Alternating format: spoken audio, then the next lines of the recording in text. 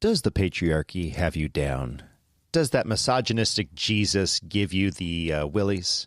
Let's talk about that today as we go back to the Bible and see what the Bible actually said about men and specifically women and the relationship that they have in the family and to God. Howdy. For Further Every Day, Jonathan Fiala here, sitting in the chair of philosophy, also the chair of co-host. We're kind of surrounded by a host of hosts today. Miss Nikki to my right, this is actually your project. Yes, it is, but we're going to let you lead it. So I came in here thinking Miss Nikki was going to lead it. So she's sitting in the chair of theology, by the way, for those of you on audio. And I thought she was going to lead it. She's like, no, you know what? You guys can lead it, but I have a lot of information I want to bring to the table, and I want to bring these insights. Yep. She makes a great theologist. She's or a great theologian or whatever. Yeah, theologian's the Webster's word. I think it's in the 1828, I think you Charlie. have a partial, kind of impartial, kind of Little bias? Yeah, he's biased. Yeah, he's I'd biased. say It's his wife. Quite a bit biased. To my left, I've got in the chair of culture, Melissa. Long time no see. Yeah, it's good to be back. I'm glad that you're here. And you also have a lot of thoughts on this. When this came up in the map, you're like, hey, I want this one. Probably should save it for the men to talk, though. Okay, moving on to the politically incorrect chair. Chair of politics, Steve, how's it going? Hey, man, it's going good. I tell you what, it's about time Melissa showed up on I would this agree. show. I'm glad she's here. And then when does she show up? On a women's talking show. We'll let you infer what you will from that. Moving on to the left. We'll move on there. Being politically incorrect. To his left, we got Charlie. How's it going? Outside the box. Outside. Outside the box. Get outside the box. Charlie misses the box robot. Yeah. So he's sitting in the chair of economics today, which is going to be kind of interesting because there is a definite difference in the value, and not just in we're not talking about monetary exclusively. There's a lot of question as to what the value of a woman was in biblical times. But what I do want to say, we're going to play this. This is a two-parter. In all likelihood, we're probably going to go two parts. We're going to talk about the Old Testament view of women, and then we're going to also talk about the new. But before we get to that, I do want to look at the modern fallout. And the perfect encapsulation of this, I think, actually comes from The View. And Mr. Producer is going to pull this up. Yeah, go ahead and make that perfect. Who? Yeah, exactly. Mr. Producer, go ahead and play this clip. It's insufferable, but bear with us. Going viral online of a dozen women being asked the following question: do we need men? Most answered very quickly, no. And only one said she thought women needed a man in their lives, only one. But when men were asked a similar question, do we need women, most of them said yes. So why do you think that is? Because men are useless. I mean, and by the way, I want to differentiate between straight men and gay men, because I think I would die without gay men. Nobody Intersectional checkpoint. Like gay men, nobody can help you accessorize like gay men. Nobody can help you keep you from doing harm to yourself like gay men. But with the exception of somebody like Steve, I think Steve is very self-sufficient. That's Joy's husband. But like my husband, it takes a village of women to make sure that he's not emaciated, starving, and living in his own filth. He can, you know. Yeah. How about you guys? But you guys are married to people that are more. I have Handy Manny at home. He fixes everything. When things go bump in the night, he's the one that goes downstairs. When there's a bug to be exterminated, he does the extermination. When there is something to be fixed, he fixes it. He throws out the trash and he throws out the recyclables. I enjoy all the man stuff. So wait a second. I know what you're going to say. But wait. She's really talking about a servant, let's face it. No. It's a handyman she's talking about. No, it's a handyman. Oh, it's a handyman with benefits. We do not have... Well, but the things that you're describing, you could pay somebody to do that. We're not talking about that. What about the... Wait a minute. Yeah, pause that. Pause. You can pay someone to do that. What? Who's going to come? Who's going to come? Well, if you don't need a man, then you're going to have to get a woman to do that. And I don't think there's a lot of them who are going to be. Ryan, pull up the next clip. And this is my rebuttal to this. We're going to play this on both parts. We're going to play this on both parts. This is a short, but this is actually referencing the original And this is someone's rebuttal to it, and I'm going to try to read them. It's going to be very hard for me to read from here, but I'm going to try to read off each one of these stats on the men for those of you on audio who can't see it. Mr. Producer, go. Mr. Men? No. Do we need men? Honestly, no. Do we need men? No.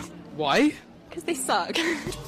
So here's what men do. 85% of the military are men, 98% of construction, 92% of firefighters, 90% of pilots, 82% of farmers, 90% of landscapers, 99% of carpenters.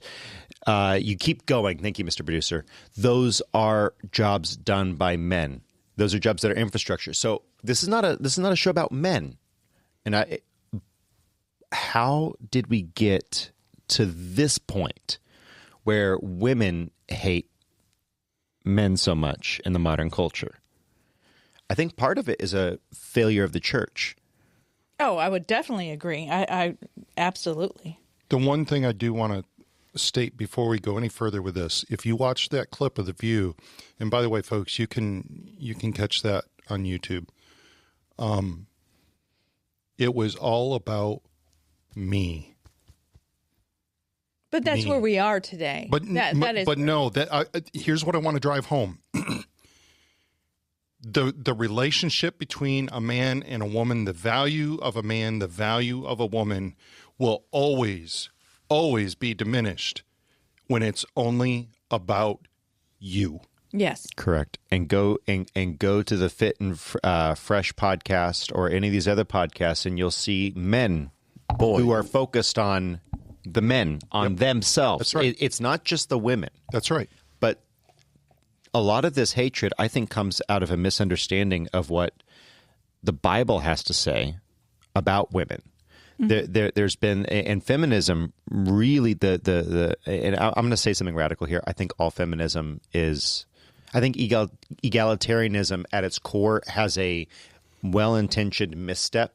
We're complementary. Men cannot do what women do. Just no matter how much estrogen you pump into a dude, he's never going to actually birth a child unless you. And they're going to try this.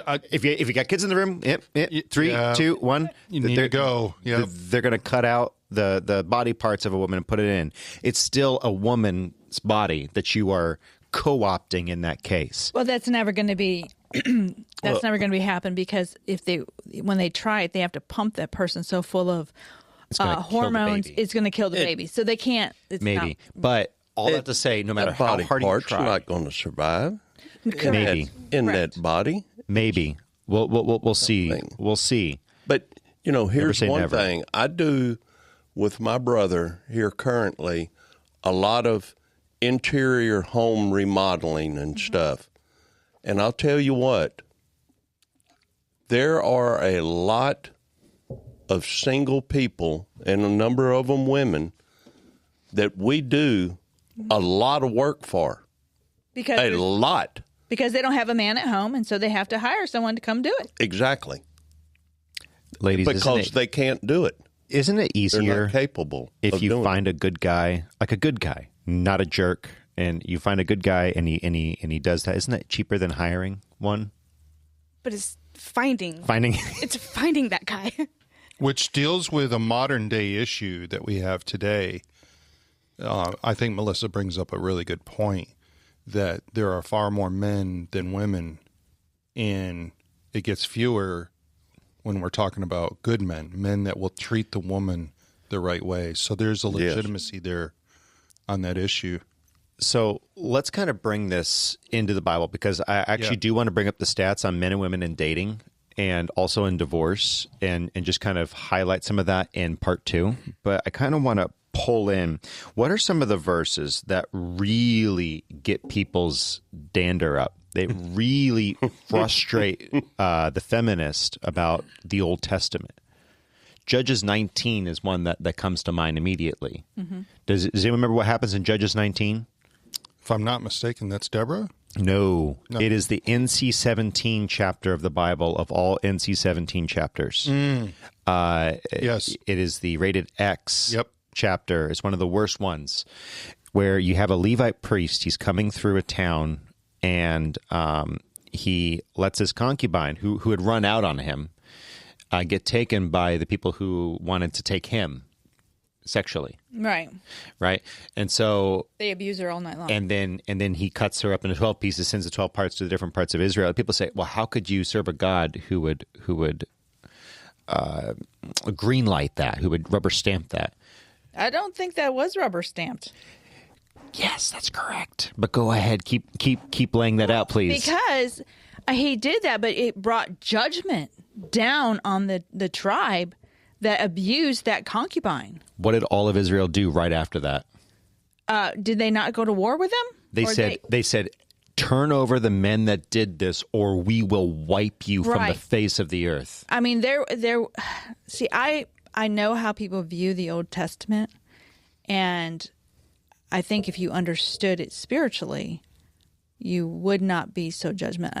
If you read it. If you read it. And read it in its full context. You have That's to take the it thing. You have to take it in the context that it was meant.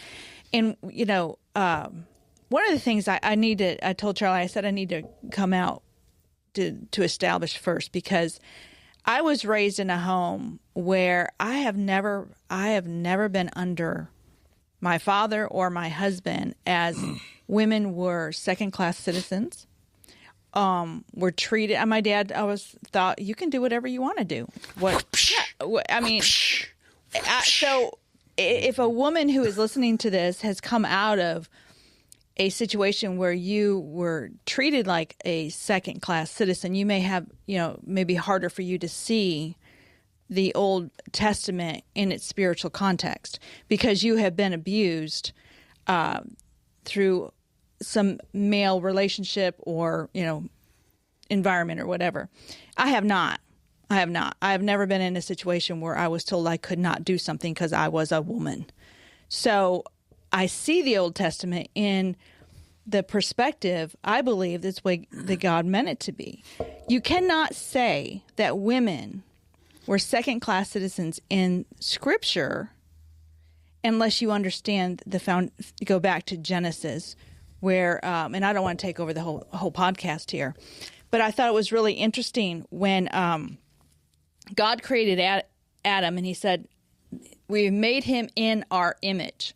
And then Adam is created out of the ground, out of the dirt of the ground, and he creates the animals out of the dirt of the ground. He brings the animals to Adam, and he has them name them. But he says, this is not a helpmate for you. I'm going to make a helpmate for you, but I'm not bringing her out of the dirt of the ground. She's going to come out of you. Takes his rib and he makes a woman. Now, I know a lot of people today find this to be a negative thing, but that woman, he says, be fruitful and multiply. We are made in the image of God.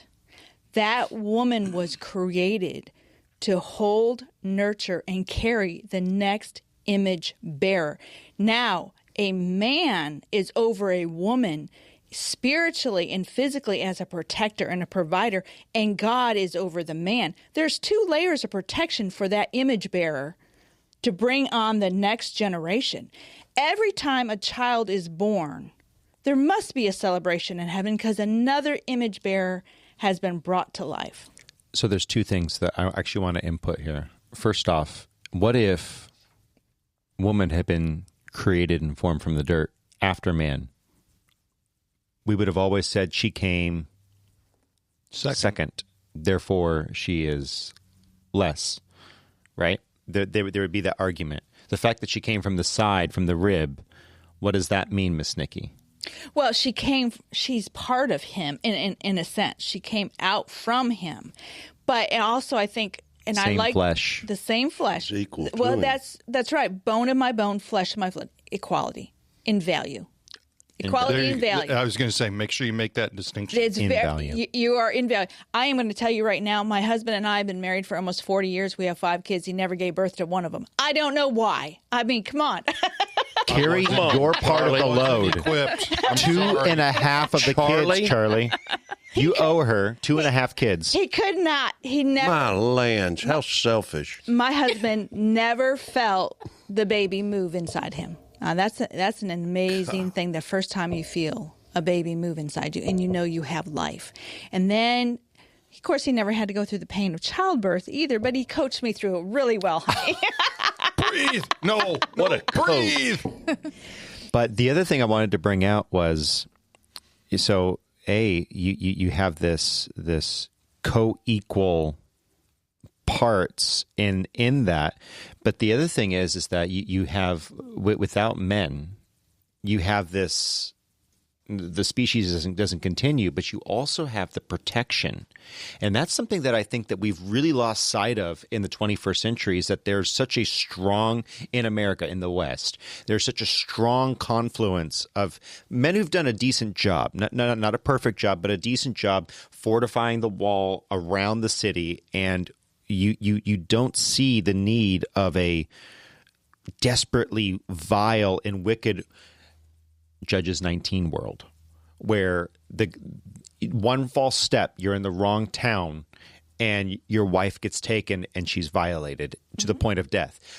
And that's just a normal occurrence. That's a normal thing. And that's why that one Levite said, "This is normal. Wake up. I'm sending these body parts to you." What Sonny and all these other these buffoons on The View don't realize is that they live in a world that was built to protect them, and they are enjoying the most lavish benefits of it, and they still have to go and hire a man, even though they're living off of alimony, or they're living off of the money that was created from a world that is sustainable and safe because of the death of millions and millions of men. It was made safe by that. I think Joy really said it out loud of what women like that want. They want a slave. Yes. And this is a great opportunity just to remind the guys, look, you ought not to look at your wife as a slave. You ought not to look at women as a slave. That's equally as bad. And that's not going to propel our culture in a good way. Well, it's interesting that most men said, yeah, we need a woman. I think men will recognize the role a woman plays quicker than a woman will recognize the role a man plays. But the world goes on with a woman birthing a child. We can do everything we want. You can put two men together, two women together. You can say, I don't want men, I don't want women, I don't want children. But the world ends. So, the world ends. I was going to say it again. The world will end. That's what you're left with. If that's the attitude that you want to take as a man, the woman is just merely a slave. If that's the attitude that you want to take, that the man is just a slave, it will end. If you, in a relationship where two women are married, two men are married, for them to have a family, a man and a woman have to join together and birth a child for them to adopt. Yep. The man, woman, child is never going to change, ever. They're trying right now. They're trying to get sperm out of female bone marrow right now, and there's also a male. There's also a male on male attempt as well, so that the Dave Rubins of the world can have their babies. But Dave Rubin, I won't pick on him too hard, but that guy Sean, whatever his name is a huge frustration. So let's go to a different one. Unless you got some thoughts, Melissa, I do want to hear if you have any thoughts on that. But even you still need the man test two babies. I mean, there's still the sperm has to happen. But I've also heard reports that they're trying to have the sperm of a pig. Oh Lord! Yeah, and so I read that it was, Ladies, you want to carry that in your womb? And of course, the woman's body rejected it, and it did not end well for the woman, but. Regardless of how you look at it, I agree with Nikki and Charlie about this. You have to have that male-woman, relationship. Mm-hmm. And they're created co-equal, and that's the problem. Co-equal in value, difference in purpose, but that's not. Some people really get their knickers in a knot when you say there are roles. Some women call their husbands pigs. Yeah, that's true. So. But what I would say let's talk about roles. So let's say that you have a 5 foot tall gentleman, and he's a good guy, and he's hardworking and he's intelligent, and you have a 6'6", 250-pound all muscle man. Which one of those two, as a society, do we want to be a police officer? Yeah. And which one of those do we want to be an accountant? Mm-hmm. Right? And I'm not saying that you're limited. I'm not saying if you are 5'1" that you can't be a police officer. But I'm saying that there are genetic roles, even on, if you just talk about a single sex. There are some women who can't have that many kids, right? And so do you want her to be the one carrying, or do you want the one who wants kids and is fertile and can have – there's a delineation, or even take it back to occupation. You've got someone with a nurturing personality and then a woman with a non-nurturing personality. Which one do you want running the nursery, right? And which one do you want in accounts, or which one do you want to be a CEO, right? So there are delineations within the sex. God gave us roles. He designed us specifically with places that we fit. We all have this purpose that where we can fit, and it's an equal in value thing. I think we need to, when you're looking at the Old Testament, you need to understand the culture of the day.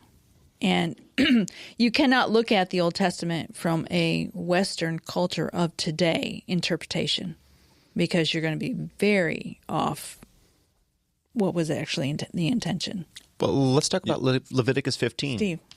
Yeah, and in like you were talking about, John Arthur, in regards to the 2 different policemen. Now, if a woman's being accosted, which one does she want coming to her rescue? Mm-hmm. And if it's being accosted by 3 guys. Now, a woman's going to have a hard enough time protecting herself from one guy. Believe it or not, a woman's going to have a hard time protecting herself from one guy, despite even if he Hollywood is says. smaller than her. I mean, yes. it's just the way it is. That's just the way he's going to be stronger. He's going to be stronger than her. It's 40% higher bone density. Muscle density. 2 to 3 times muscle density. If I remember correctly. And so, it's not a fair fight. And if you got 3 guys accosting a woman, which police officer you want coming to rescue? I want Andre the Giant. I want lore accurate Amazon Prime Jack Reacher coming in. I don't want that Tom Cruise Jack Reacher. I want the Amazon Prime. Nothing against Tom Cruise. I'm sure Tom Cruise would actually probably do decent in a fist fight. He's done a lot of training. But if I had to choose between a Tom Cruise and the Amazon Prime Jack Reacher, I'm going to take the Amazon Prime Reacher because that guy's big. And that's part of hiring practices, right? And so there's a difference. And so then let's change it. Do I want a female officer showing up to that event without a canine? No. Well, and that's what, because so my undergrad's in criminal justice. I originally wanted to become a cop. And so, thank you. So, but even still, like, if I had fulfilled that dream of mine, I'm barely 5 foot tall on a good day. There's no way that if somebody decides, if Charlie came after me, I would have a problem. And I would have to use probably methods that a man would not have to use in order to, Correct. Detain a man of, 6 foot tall. And this is, I think Melissa brings up a really important issue that, especially as we're talking about roles, we're not saying that a woman cannot be a police officer. We're not saying a woman cannot be a firefighter. We're Correct. not saying a woman can't do some of those more strenuous muscle-related jobs. There are some women that I would gladly take in my corner, right? Correct. But the issue is not what you can do. It's what is the role that God wants a woman to play. And that's why I think it's really important for us to take a look at the biblical explanation. And I think that the distortion of the biblical is where we get like the difference between any of y'all watch the 1990s Disney Mulan? I watched it once. Okay. So I that is one of my favorite Disney movies, okay? And the reason why I really rooted for that woman is because she was weaker. She was absolutely outside of her depth. She had to think. She had to be smarter than everyone around. And even though she wasn't at the outset, she learned fast. And it was dedication, determination. The new Mulan, it was within you the whole time. Just to be this godlike power because you are woman. And Hear me roar. Hear me roar. And it's, and also, by the way, I don't care about the Uyghurs. They can all die in a prison. Whoops. I lost my thing. Yeah, so 1 second. There we go. Oh, there we go. you. So, sorry about that. You were talking about the Uyghurs. Yeah, we were talking about the Uyghurs before I got to play. It's all good. That actress was absolutely horrible, but she's a good example of what feminism does to a person's. And by the way, you know, any gynocentric worldview is going to lead to selfishness. Okay, so I'm just saying anything that's gynocentric is inherently toxic. But going to the issue of the day, Leviticus 15. Does anyone remember what's in Leviticus 15? Not right offhand. It's the laws regarding. You have women's menstrual cycles in there, but if you go a little bit deeper, because the feminist comes and says, "Oh, she was unclean. I am going to shout my period." By the way, if you have kids in the room, we're talking about a little bit today, okay? So these feminists say that they want to shout their period, and the Bible is not going to put no chains on them. What was God's purpose with saying, men, leave your wife alone for 10 days. She doesn't need to be having intercourse while her body's healing. Again, we're saying things in a Western culture in the 2000s and not understanding an Eastern culture 4,000 years ago. You're going to shout your menstrual cycle after you take your shower and have your disposable tampons. Yeah, and so your lifestyle is much, much different than what a woman had to deal with. I can't even imagine. There's a part where Rachel and Jacob, remember, her father was coming to look for his idols, and she was sitting on top of the saddle, and she said, "I can't get up because the time of women is upon me." So I'm thinking, did she have to sit for 7 days? Did she have? And because they didn't have disposable stuff. There was nothing they were going to throw away. Everything had to be washed or reused. So there's a lot going on there. You have to take yourself back to that culture and understand what's actually going on. Yeah, but in that culture, Laban would have been like, "Okay, you're sitting on that pile. I'm not going to look underneath that pile." That's what it would have been. Able to take a pile of rags. Shower every day.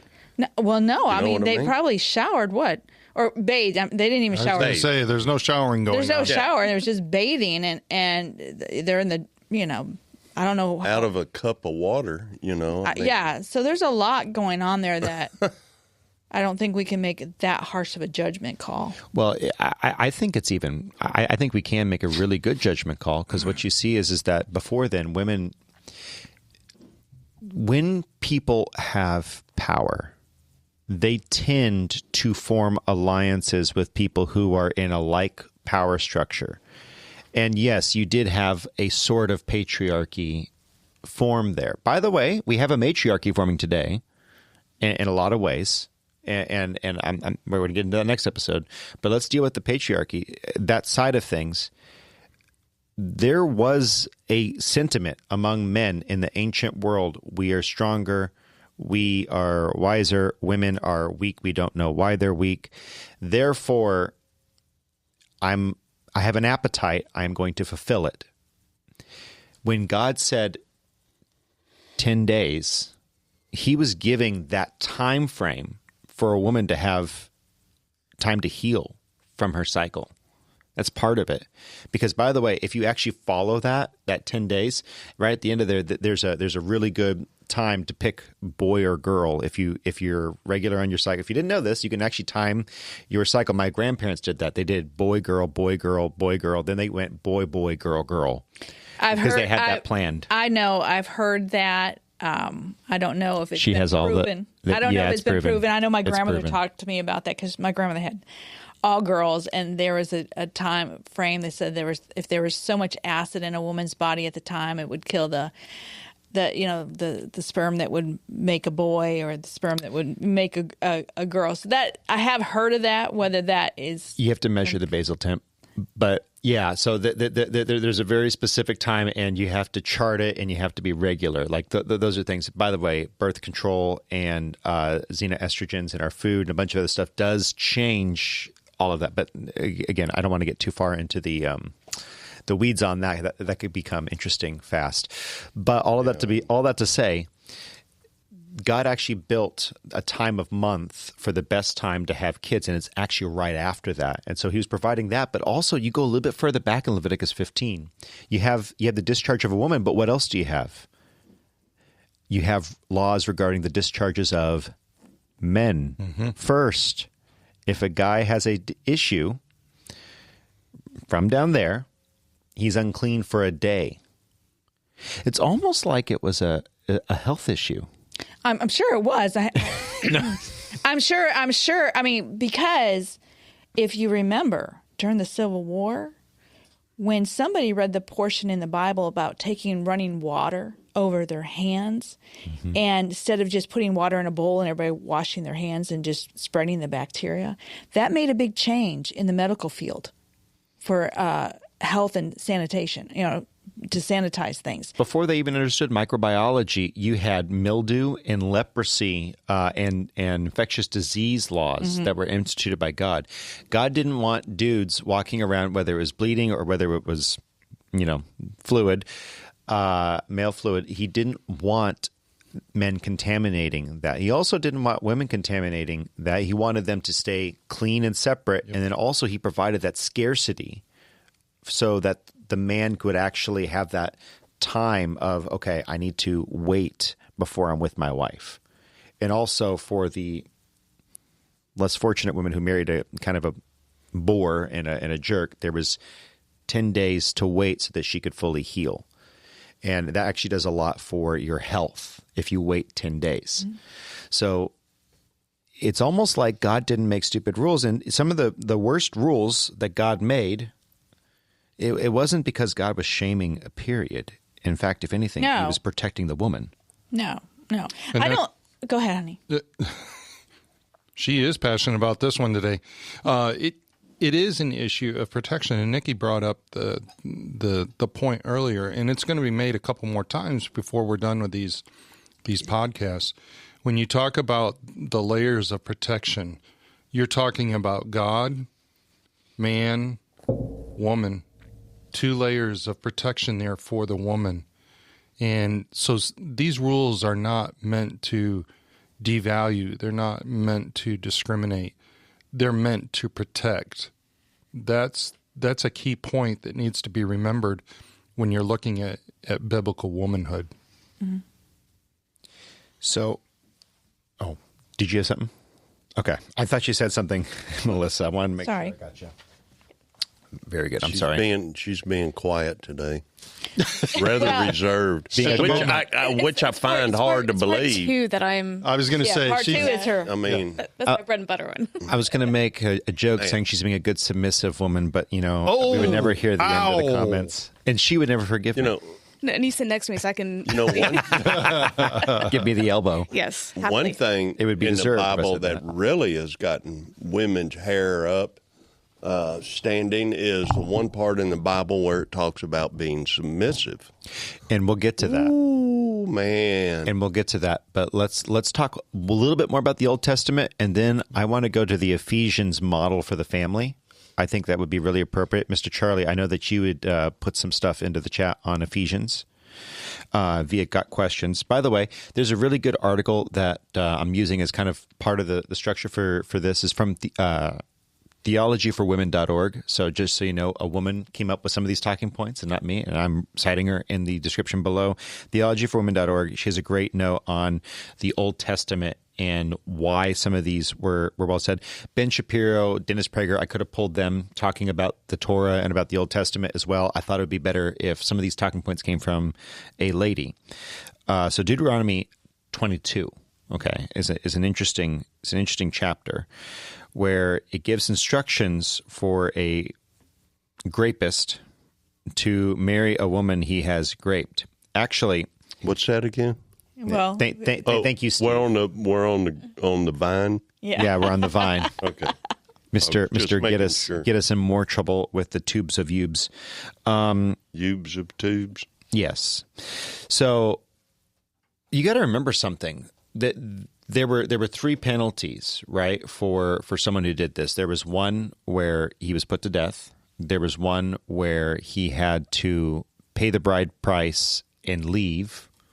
And then there was one where he could pay the bride price and marry her. Mm-hmm. God set up a tiered system because there's something different about that culture and that world. People don't understand, to your point, 100%. We're in the 21st century. We don't know how brutal it was back then. If a woman had been taken, by the way, virginity was very important. Yes. Because you didn't know whose children, and bloodlines were so important to families, because that's how you had tracts of land passed down. Correct. That's how you had the names of people passed down. It was so critical to them to maintain purity of the line. So if you have a woman who's been taken, she's probably not going to get married. Mm-hmm. So the man was either put to death, and potentially his stuff might have been dispositioned to her. That was an option, but maybe he wasn't worth that much. He had to pay the bride price. Does anyone know what the bride price or the dowry was? Does anyone remember why the dowry was in place? Was it because women were chattel?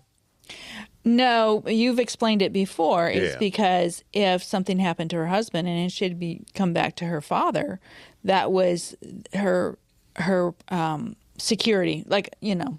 So the man had to put something of value down, so that if he died, if he was unkind to her, by the way, biblically, if he was unkind like to her child support, more like it's a layaway into the bank of the father. And by the way, I'm going to back this up with biblical information in just a moment. But the way that it was supposed to work was you would give, say, 3 or 4 valuable animals that you could start a business with, right, to the father. And the father was meant to tend and take care of those, so that if she ever, let's say she didn't even like the guy, say the guy was not giving her love, the guy was not treating her well, biblical law allowed you to separate, but you couldn't remarry.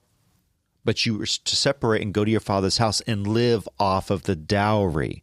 And you're going to say, well, wait a minute, you're making that up. No, I'm not. Why did Rachel and Leah despise their father Laban? What were their words?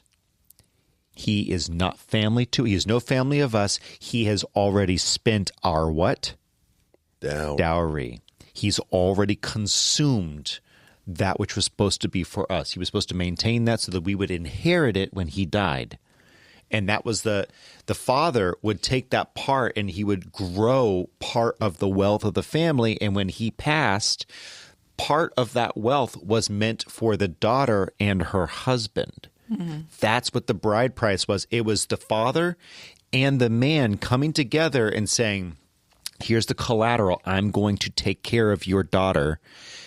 Take good care of this. Make an increase of it so that when your daughter and I are in our middle age and you pass away, that we will have some inheritance. Can I put a modern day phrase on it? It was a life insurance policy. Yes. It was also divorce insurance policy. Yes. It was so just so you understand the bride price, don't get that twisted. That was not because women were 2 camels worth of woman. No, it was the 2 men came to an arrangement. You cannot view this from a 21st century lens only. You have to go back and you have to understand why they did this. Mm-hmm. Why did they do that? It was to protect the woman. Melissa, you're itching. Okay, so if it was an idea of protection, when did that end, and why didn't we continue that today? That's a great question. It's an excellent question. By the way, it happened as recently as the 1800s in my own family history, that there was good milking cows given in exchange. It's saying, look, I'm a man of. It's more of a value statement. I'm a man of wealth. I am bringing these to your family, and someday we're going to inherit them back.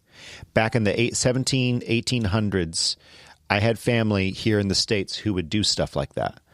and they would still bring part of the bride price. But then again, that was back when, you know, the men in my father's family, the Fialas, way back, they used to buy the nicest suit that was available for their son for one $20 silver piece. I'll say, Melissa, I think the one thing that I would look Different to times. is why that has changed is that we have not, the church is, first and foremost, has not maintained the value of something like that. Correct. And I was just fixing to ask John Arthur when he was talking about that. Imagine what our culture would look like if we still did that today. And I think what we would see is far less divorce. Not saying we wouldn't see divorce, but we would see far less of it because a man is going to take that issue extremely seriously. And the other piece to add on to this that I think has brought us to this point is because the world has sought to please the body. Can I say it like that? It's not, as a matter of fact, we're watching the ruins of our society because of it. We are looking to satisfy the lust of the flesh and the lust of the eyes. And because of that, we've gotten to a point where we don't value women. We see them as objects. And it's sad. It's the church's extremely fault. sad. Yes, it is. And the church actually set out something for divorce. The Bible did, rather, and the church has abandoned it. So, but just to finish that whole story, there was different times. They would buy the nicest suit that money could buy for a $20 gold piece.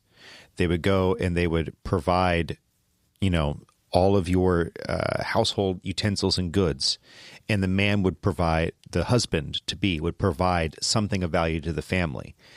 That is something that went away with courtship. It's something that went away with the Industrial Revolution and women starting to work and women starting to vote. And I'm not going to come on here and advocate that women not vote. That's not necessarily what I'm doing. But I am going to say it was a different look on life where gentlemen were expected to do things a certain way. They didn't always do things that way, by the way. And the church should always, even today, hold men accountable when they don't, and women. I think what happened with the church, and I've heard stories, is that the responsibility of providing for the wife and the children turned to property. And then, I mean, I know of horror stories of women who were abused and children who were abused and would come to the church, and the church would say, well, it's your husband. He has authority over you. And almost they would agree that the husband could do whatever he wanted. That is not biblically true. That is a lie, because Jesus set the record straight. You are to love your wife like you love yourself. Do you go in the bathroom and punch yourself in the face? Do you go and cut yourself? Do you starve yourself or keep, you know what I'm saying? So the things that men were doing in the home, abusing women and children, they looked at it as property. I can do whatever I want to you. When a man says that or thinks that, or if the church thinks that, you don't understand Bible. Amen. Mm-hmm. You will answer for the way that you treat your wife. Oh, by the way, women, you will answer for the way you treat your husband. You will answer. Nikki and I have counseled a number of young people, especially as they approach a time of thinking about marriage. And one of the things that we try to bring out to them is that I try to treat Nikki as a queen. She is the queen of the home, and she should be established as such. She tries to treat me as the king of the home. And when you do those kind of things, I remember going to work, and I worked in corporate America for quite a while. And I remember one particular job where I would go to work and I would talk about Nikki. Nikki was a stay-at-home mom. I'm working in an office of about 35 people, and there was probably 7 to 10 men working in that office. And they're all wondering, well, what's Nikki doing for work? and I would take them down a road, and it would make it sound like that she would outdo all of them. So I would talk about she's a part-time nurse. Wow, that's pretty cool. That's great. And when she has time, she does teaching. She does part-time teaching. Holy cow. She does finances for a group of people. Say what, Charlie? And I would go on. And then I would come to the end and I would say, and she's a stay-at-home mom. Well, it clicked, and really it gave them a very different perspective on the value of a mother in the home. Now, for you moms out there, in please spare the comments, okay? I'm not saying that every one of you have to do that. What I am saying is that it's important for you to make the decision for your family. My wife felt it was right to be at home, and we both agreed on that. That's where that is. Nikki works today, but all our kids are out of the home. So part of the reason that we want to go through this biblical womanhood thing is we want to show you that a woman is not subjugated to those quote-unquote menial roles, those roles that reduce, if you will, that's what the world will tell you, the value of a woman. That's not true at all. That's not looking at the biblical woman. It's not looking at womanhood the right way. That's what the purpose of this podcast is. It's to give you something different to think about and really look at it from a lens of the Bible. And that lens, God's a pretty cool God. Well, and you go back and look at how a lot of the laws in the Old Testament that we chafe against, they were, I really do not believe that God expected things to be carried out. Let me rephrase this. God put laws into place that he knew would affect certain outcomes. Yep. Does that make sense? Yep. Like he said, okay, you can kill your child if they're disobedient, but you have to bring them before the whole congregation, right? And so only one reference in all of history of that ever happening was during a time of war when the guy was going nuts and he was an adult and he was running around and screaming and cursing obscenities. He basically lost his mind, and it was in a time of war. So they did kill him. This is the only time that I'm aware of, and Dennis Prager and a few others have said there's no other recorded event in Jewish history of that being applied. Why did God have that law? It's a good question. I'm glad you asked, Melissa. Before then, parents would have the attitude of, what's his name? Dave Ramsey. I brought you into this world and I can take you out. But they would fulfill on it, and they would kill their children. They would just murder their kids. And that was common, especially in Egypt. And that was a practice that was picked up by the Jews, or by the Israelites, rather. And so God said, no. Sure, you can kill your kid, but you have to bring them in front of the whole tribe. You have to bring them to the gate, which is where in Hebrew culture, you brought issues of court, of debate that were civil or criminal to the gate. And that's where all the elders would convene and judge based on the judges of tens and hundreds would convene. These men would convene and say, okay, is this just? Is this unjust? And so now you took the authority over life and death, specifically, nothing else, but of life and death out of the hands of the parents. And you said, wait a minute, you have to justify this. And historically, other than one case that's recorded in a time of war where the guy was an actual risk, you know, if you've ever trained or been in the military, or if you have any understanding, one of the things you cannot do in a time of war is have someone who is running around claiming different things. They're defector potentially. They're someone who is a volume risk, right? Because they're shouting. There are times where you have to be able to stop that. And if the person has lost their mind, gone bonkers, tough decisions have to be made. So other than one decision like that, There's no historical evidence to suggest that that law was ever used.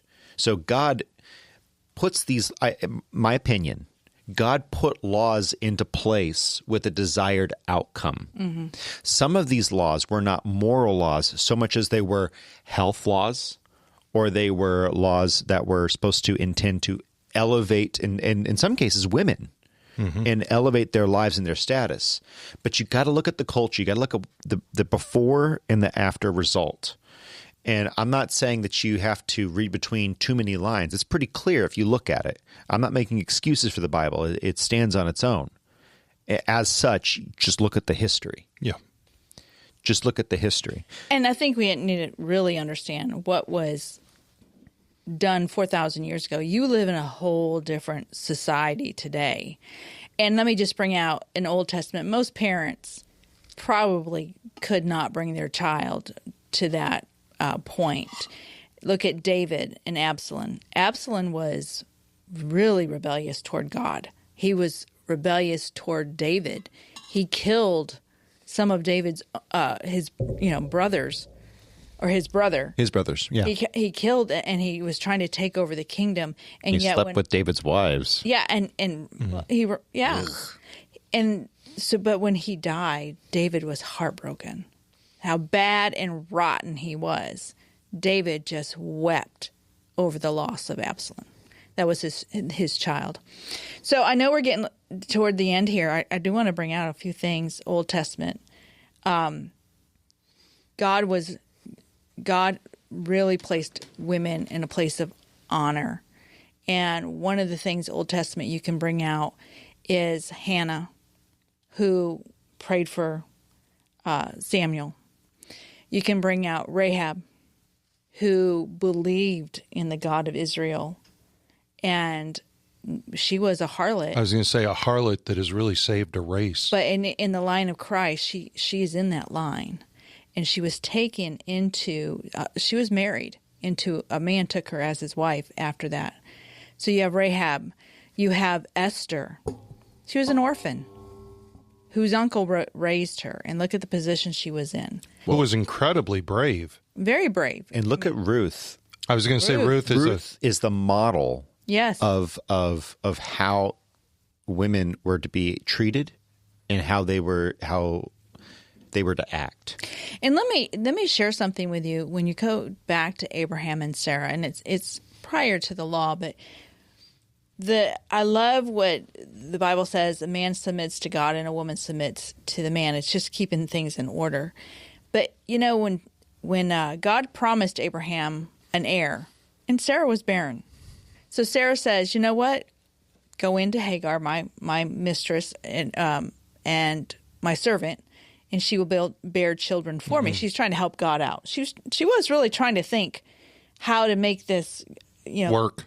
And Abraham could have taken on other wives, by the way. He could have taken wives, but he did not.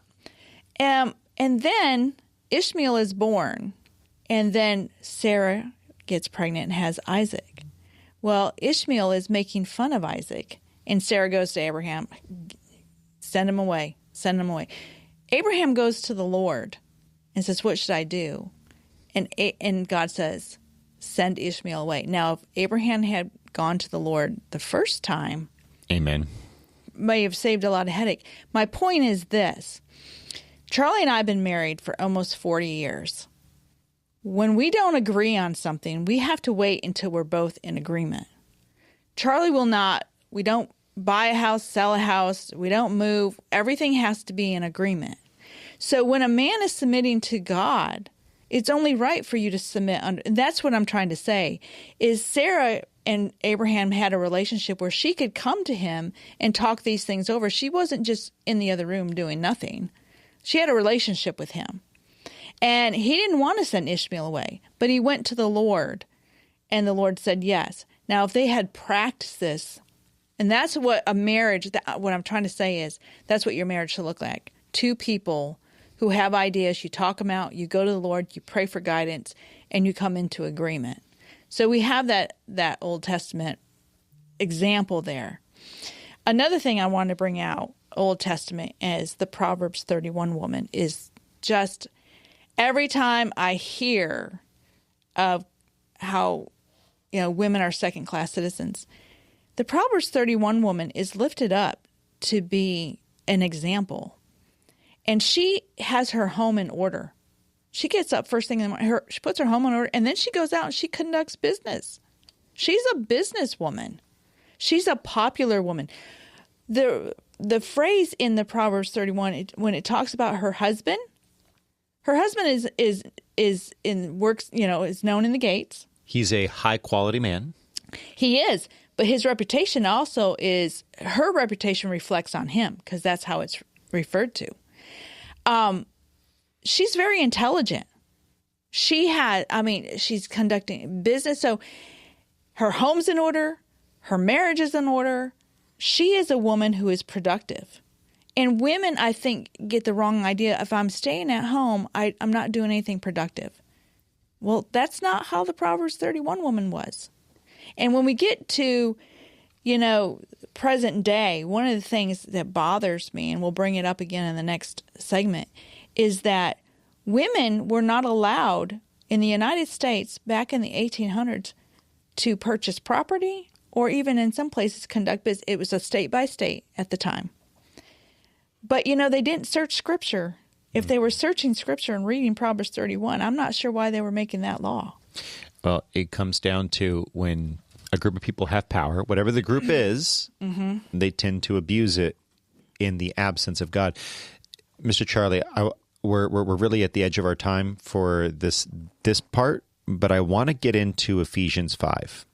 I want to get into the structure of marriage. So submission, and this might carry us too long here, but submission is a word that has become a dirty word. Submission is something that people see as slavery. Where would you like me to start there? Let's start with husbands. Husbands, what are husbands supposed to do to women? So I'll tell you what, let me start with verse 22 there. Go ahead. And we've got about 12 verses here, but listen to this. Wives, submit yourselves unto your own husbands as unto the Lord. For the husband is the head of the wife, even as Christ is head of the church, and he is the Savior of the body. Therefore, as the church is subject unto Christ, so let the wives be to their own husbands in everything. Husbands, love your wives, even as Christ also loved the church and gave himself for it, that he might sanctify and cleanse it with the washing of water by the word, that he might present it to himself a glorious church, not having spot or wrinkle or any such thing, but that it should be holy and without blemish. So ought men to love their wives as their own bodies. He that loveth his wife loveth himself. For no man ever yet hated his own flesh, but nourisheth and cherisheth it, even as the Lord the church. For we are members of his body, of his flesh, and of his bones. For this cause shall a man leave his father and mother, and shall be joined unto his wife, and they two shall be one flesh. This is a great mystery, but I speak concerning Christ and the church. Nevertheless, let every one of you in particular so love his wife even as himself, and the wife see that she reverence her husband. What's the context of all of this? What's the purpose of saying, wives, submit to your husbands? Oh, and by the way, husbands, submit to your wives. It's a love back and forth, but it's ultimately a protection under God himself.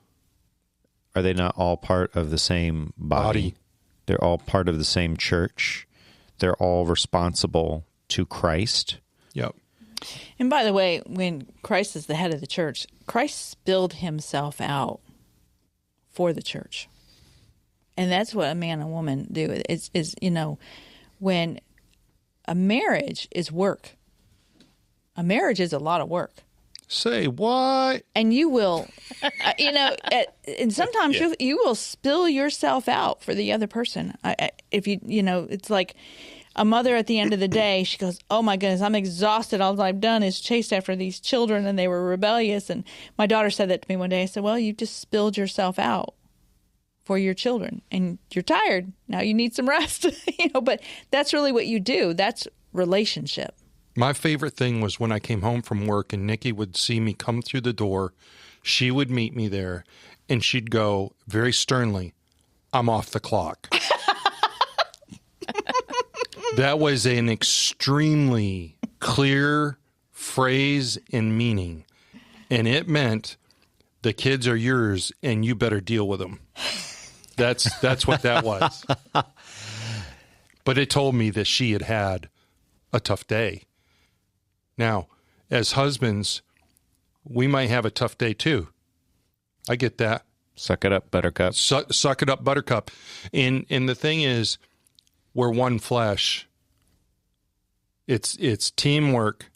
Teamwork makes the dream work, right? So as much as you might be tired, as much as you might want to let your mind rest, a man that has his home under control will make his wife's job in the home a whole lot easier. So that's that. We're kind of at our time here, but I really want to dig into that for just a moment. Digging, just briefly. Yeah. A man having his home under control. That's just set off alarm bells for some people because they have their own. Their own little. What does that mean in regards to having income coming in, children not rebellious? Lay that out for people so they understand what you mean when you say children not rebellious. Yeah. Huh? How does all that work? Man, I don't know any child. And I'll tell you, there's.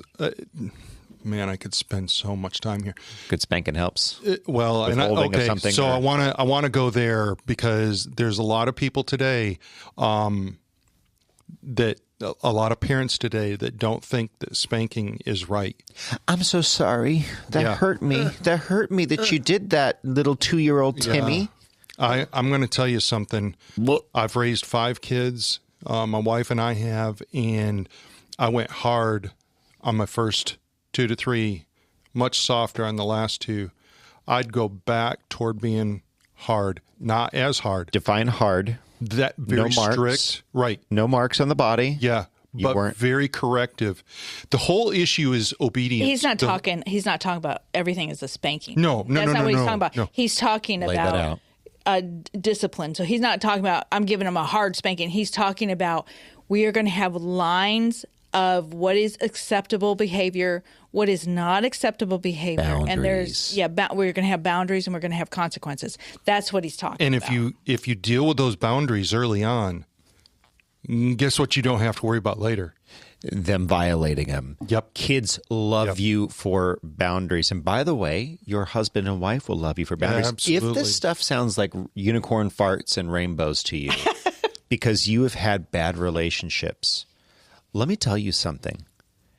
If you set boundaries for your man or for your woman early on, and they understand where you are, people in the room can correct me. Those of you who've been through relationships, I found this with my family.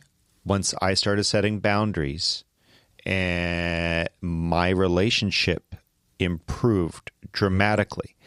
People want to know where they stand with you.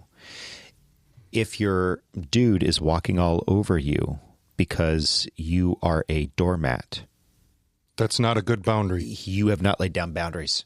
And by the way, most guys, I'm going to tell you something. I respect someone a lot more, guy or girl, when they say, these are my boundaries, these are my lines.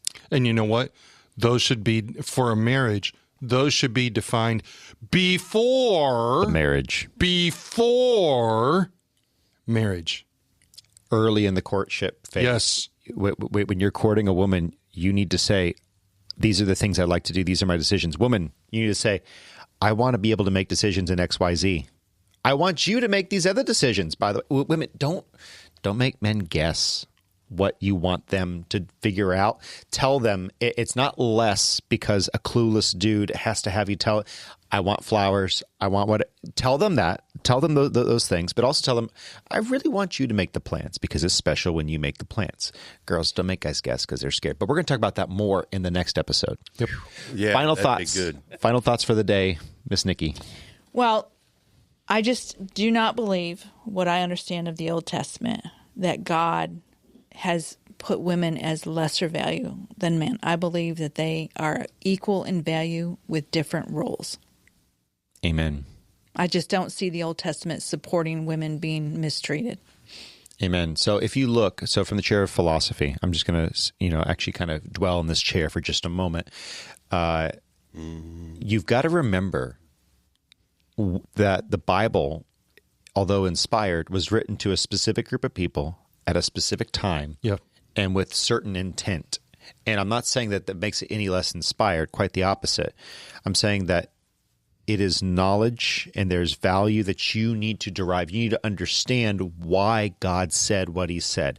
If I walk in and someone hears me say, I hate that, and they take that out of context, I could have been joking, I could have been sarcastic, or I could have been real. And insert that for any noun in there. I don't want this soundbited, but you can absolutely take that. God hates this, God hates that. Guess what? Look in the context. Look in the context of the laws, because God had a reason for laying out those laws, and it was not to the detriment of women. If anything, it increased the status. You see that man twisted and religion twisted the value of women, and God, from the Torah all the way through Christ, has been trying to re-elevate women in the eyes of man and saying, dudes, you are screwing up your calling. Women have the same value as you. How dare you? And that has always been God's avenue. And by the way, that's why Jesus responded the way he did to the woman caught in adultery. Where's the man? Mm-hmm. Where's the man? What are you doing? Where's the man? I want to know where the man is. And there's a reason Jesus did that. It's because you guys are unequally applying the law, and you guys are acting outside of your authority, outside of my, as God's authority. Yep. So remember, men, act within your authority. The Bible never demuted women. Yep. Melissa. I think it's so important for everyone to have that example of the biblical marriage. And I am so grateful for Nikki and Charlie, because I'm like almost in tears just listening to how Charlie describes Nikki's role and her job and how much it brings to the family and the value that was added. And that is so rare to find a guy to speak about their wife in that high regard. And it's so refreshing and it's so needed that we have people like Nikki and Charlie in our lives. And everybody needs to have that couple. Amen. Sweet. That's sweet. So thank you guys. Appreciate that. Well, I'm say something. Y'all have to let me know if this is politically incorrect or not. I don't know. But those on audio, for those on audio, it doesn't make sense. Getting outside the box here. For those on video, it makes less sense. Keep going. The submission part in the Bible, where it talks about women being submissive, is kind of an interesting topic, because I was looking at my boots, and I needed my boots shined. And so I was just wondering if that... No, it doesn't apply. It doesn't apply? Oh. It doesn't apply. Okay. Well, I was just curious if that still worked today or not. Okay. Men are supposed to submit to their wives too. So, I mean, Jesus did wash people's feet. So, man, hey, my feet get stinky, Steve. I don't do men's feet. Yeah, well, that leads places I don't want to go. This is a Christian podcast. Moving over to Mr. Charlie. I just have to. Sorry, dude. I just have to bring out the issue or the example of Ruth. I love that. You've got Ruth in Esther. To me, also is another great example. Deborah was a great one, and as a matter of fact, that's a unique one for sure. Mm-hmm. especially as it comes to leadership, if you will. But the reason that Ruth stands out to me is kind of going to the issue of what Steve's kind of bringing up, the submission. But if you'll note how Boaz treated her and prepared her, prepared for her. Yeah. That's an ideal man. Yes. If our world needed anything right now, it's for some modern day Boazes, if I could say it that way. Little Christ. A little Christ. And he's such a great example. And women, for those of you that are seeking a man, I hope you find a man that is genuinely for you, that genuinely allows you to have your place in your marriage, in your home, the way that you should. I would hope and pray that. For those of you that are in difficult situations, maybe you're married right now, first of all, get close to God, because that's the one person that you absolutely need to submit to more than a man. You need to submit to God and just let him do what he needs to do in your husband's life.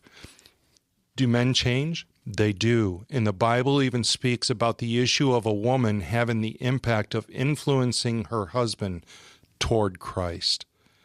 So I would encourage you, don't lose hope. Don't do that. I'm not saying stay in an abusive relationship either. Okay, I'm not saying that. It's a hard road. It can be a hard road. I just would say first and foremost, get close to God and let him speak to you, let him speak through you, and good things will come. Amen. Amen. So if you like this podcast, like, comment, share, subscribe, all that good stuff. Thank you so much for hundreds of thousands of downloads of the audio.